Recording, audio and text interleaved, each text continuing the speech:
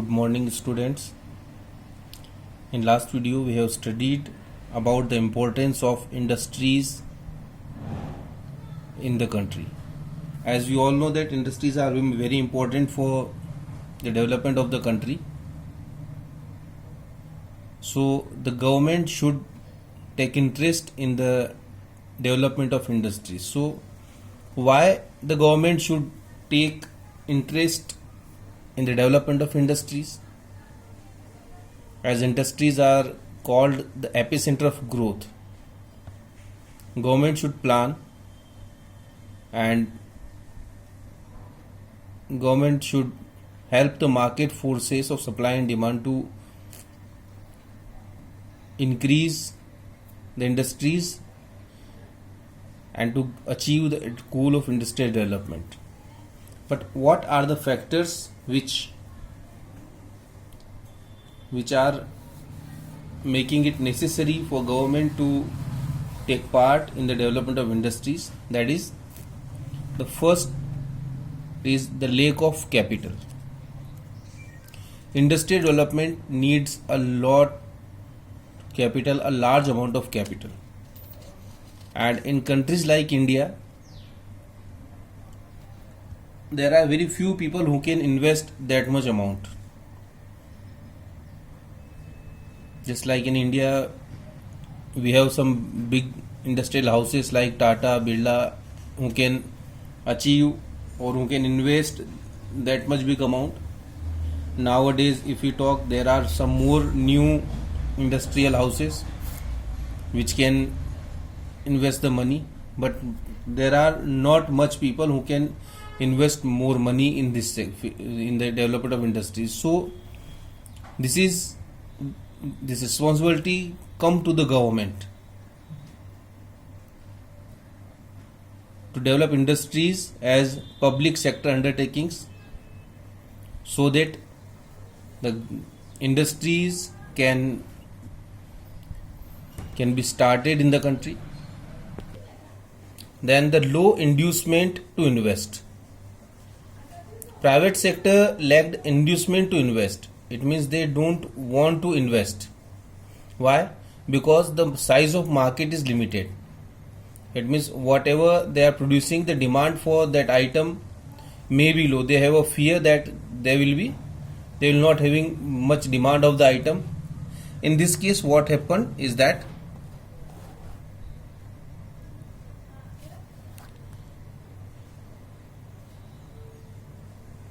the economy started operating in a vicious circle of low income. How?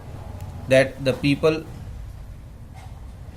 because they have a low demand, so due to low demand they face this condition of low income. Low income brings more low demand, then that make the limited size of market, and due to the limited size of market, the inducement to invest becomes low. Then again the low investment, as we have the low investment, then again low income.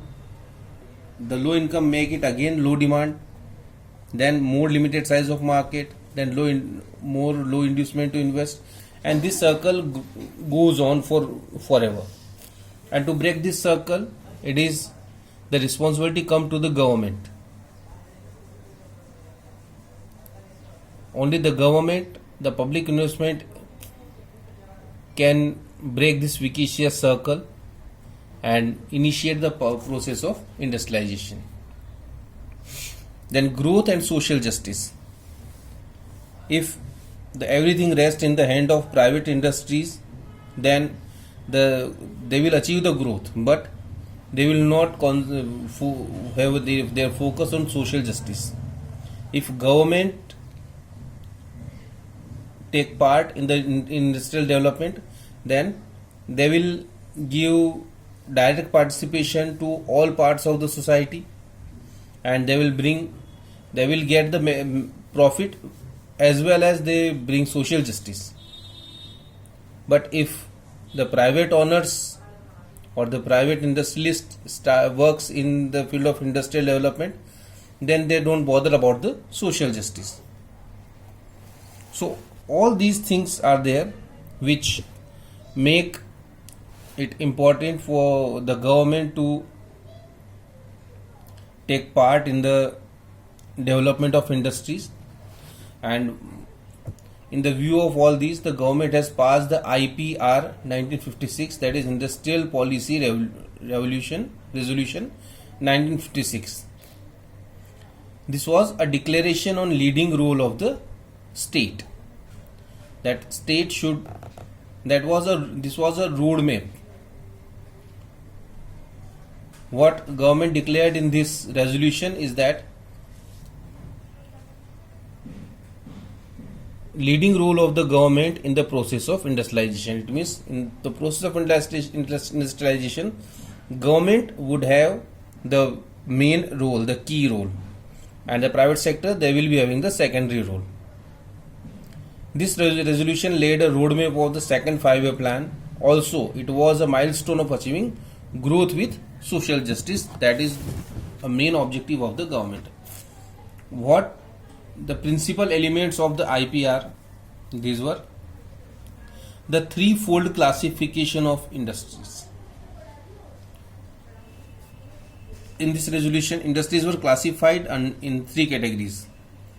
The first is a category of those which would be established and developed exclusively as public sector enterprises, just like the goods of defense requirement, the goods of for railway, especially the railways, and the atomic energy. These 3 sectors were exclusively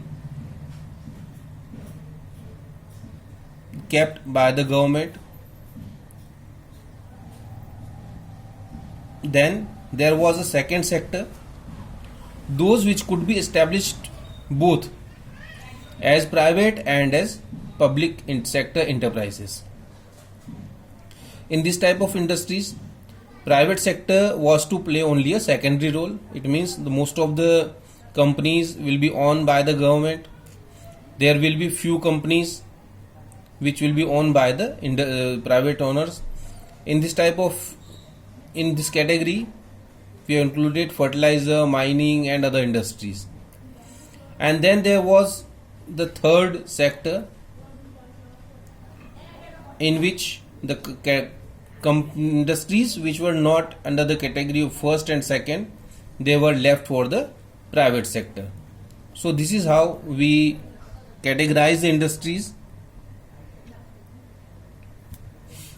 After categorizing, what the second policy was industrial licensing. It means the private sector could establish only through a license from government. What was the idea behind the license? It was to encourage industries in backward regions of the country. Otherwise, the industries will start only in the areas which are comfortable for them. But government want to spread industries all over the country.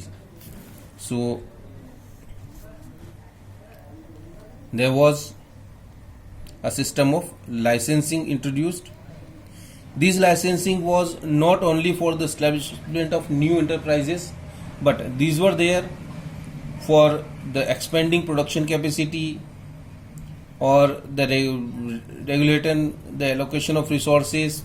For everything they need the license, and they were asked to promote social welfare rather than private profit. Then industrial concession. A system of industrial concession was also introduced so that the industries can shift to the remote area of the country. As the industrial concession, the government has given the tax holidays. It means freedom from tax for few months or few years. Then subsidized power supply.